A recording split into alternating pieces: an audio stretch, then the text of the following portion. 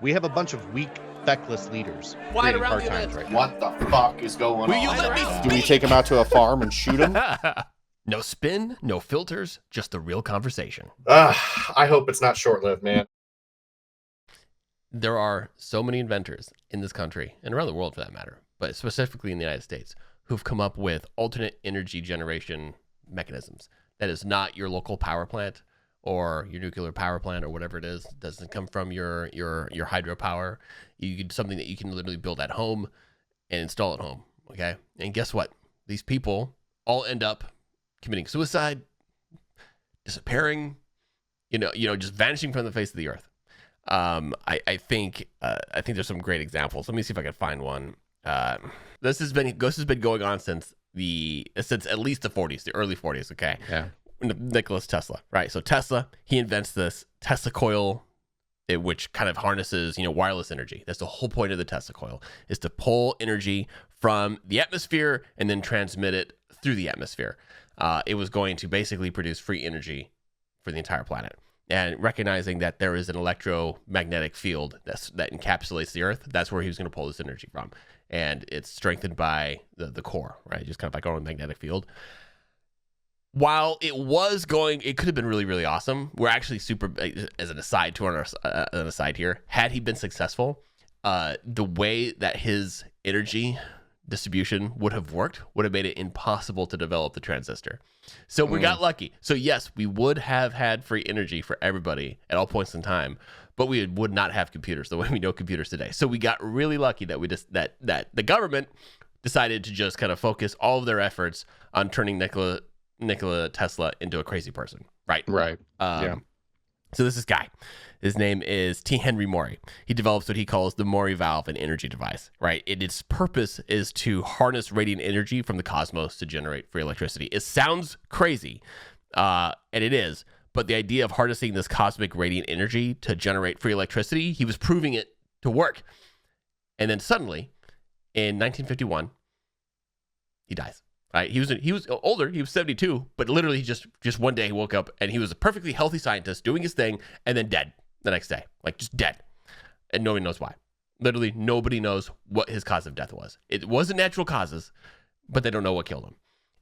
Gone. Yeah. Another guy, Tom Ogle. He developed the Ogle fuel system. It vaporizes gasoline and it dramatically increases fuel efficiency. So if you know how a carburetor works, a carburetor, takes gas, vaporizes it, pumps it into your engine, into your engine block, powers the cylinders, right?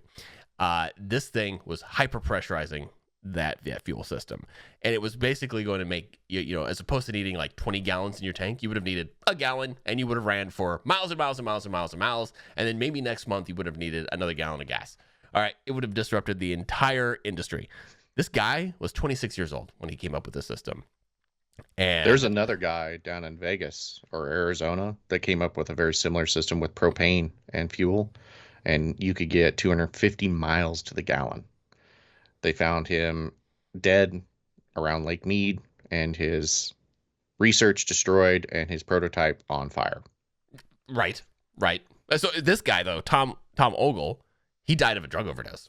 Okay. And this is in 81, right? So this super successful young scientist decides one day, he's like, you know what? I need to start, trying all these super drugs all at once right now. Yeah. God, right? So the guy you're talking about, is that Pogue? Nah, I don't remember his name. So that's because another guy, his name is Charles Pogue. Same deal. He developed the Pogue carburetor, which vaporizes gasoline for combustion. And just like you were saying, though, he was taking these clunky cars, right? These cars that were in the 50s, 60s that were just pure steel, right? Yep. Thousands of pounds. They got, 5-6 miles to the gallon at the 12 day. at the most. Right. And then he puts his Pogue, just all he did was replace the carburetor with his Pogue carburetor. Bam, 250 plus miles to the gallon, right? Yeah.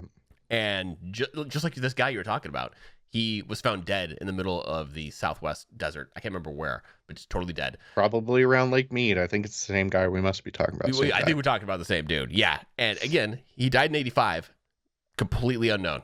Like, again, first of all, what is a 75-year-old doing just wandering the desert alone? He is not known to be an adventurer. This is Pogue anyway. He's not known to be this expert hiker with a history of hiking, and then just dead. But he was. Just, I think we're actually talking about different dudes, so that's even scarier, Yeah. right? Because like the guy that I was reading about was in the 70s that he got disappeared. yeah. So it goes on though. This list goes on. Stanley Meyer, he developed a water cell that would split water into hydrogen and oxygen, use the hydrogen as fuel, and then you literally just let oxygen go back into the air. Again, same deal. It was going to completely transform. It was going to make the propelling cars down the road free. You just go grab some water, plunk it in your vehicle, and you're good to go.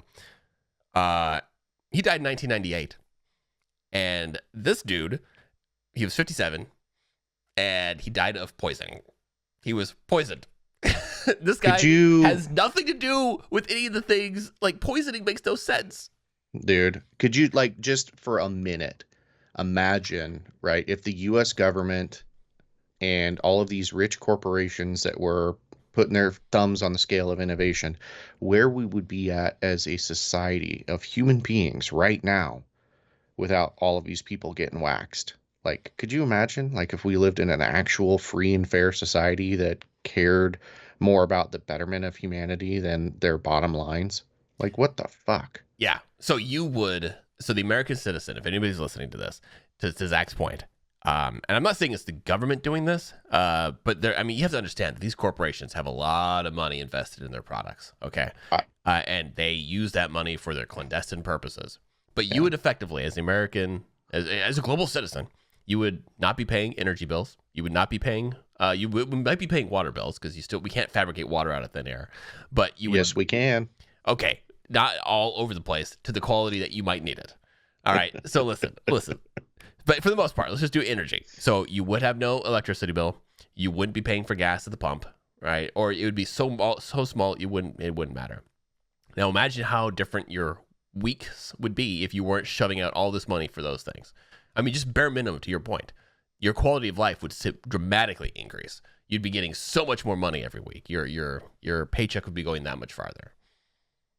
But nope. Yeah.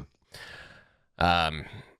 Anyway, this list goes on and on and on of people that were literally generating new thing. Like this guy. This is actually his particular work. This guy Joseph Newman. He came up with the Newman energy machine, which uses electromagnetism to generate more energy than it consumes. So it's this potential energy thing. I'm not going to get into it. I'm not a physicist. I know that this breaks a whole bunch of rules, but he demonstrated this functionality and how his this little magnetic machine worked quite well. And same deal. He was 66 and died in 2015. Just kind of like suddenly natural causes gone. What's really scary is that there's this kid right now today, younger dude, early 20s, who's taking that work and repeating it and basically taking that model and making it 3D printable for everybody. He is posting on TikTok right now. Everybody is watching because he's going to suddenly just be unalived very, very soon. He's going to disappear. Absolutely. And he's so young, but he's going to be gone. Not. Yeah. I hope not, man. I mean, I hope that, being on the internet protects him, gives him some buffer. No, he's fucked. Yeah. He's totally screwed. But I'm going to, if he is successful, if he's able to get this thing going, why not? I'm going to go try and build one myself. It's just magnets spinning around an engine, a motor rather. Yeah. Easy. It's nothing tricky about it. Yeah, dude. I've seen a lot of people, and they don't just destroy you; they discredit all your work too, right? Yeah. And they call you a crazy person and say that There was this dude that was creating a biofuel out of basically farm remnants, like if you harvested a corn crop, they would take all of the husk that was left over, and they could turn it into a biofuel and a sweetener that didn't kill you. Like, it's insane. This dude immediately got unalived, and all of his work was discredited. And I mean, he was hiring old oil execs to work with him, and he was going to change the face of the planet, and just all of a sudden gone. Right. Yeah. I think that we got to be careful. We got to be careful. We have to, like, this is where, if we want to bring this back to politics, why voting for the right people are so important. Like, we can't go and tackle all this corporate, corruption. That's impossible, but we can regulate them out.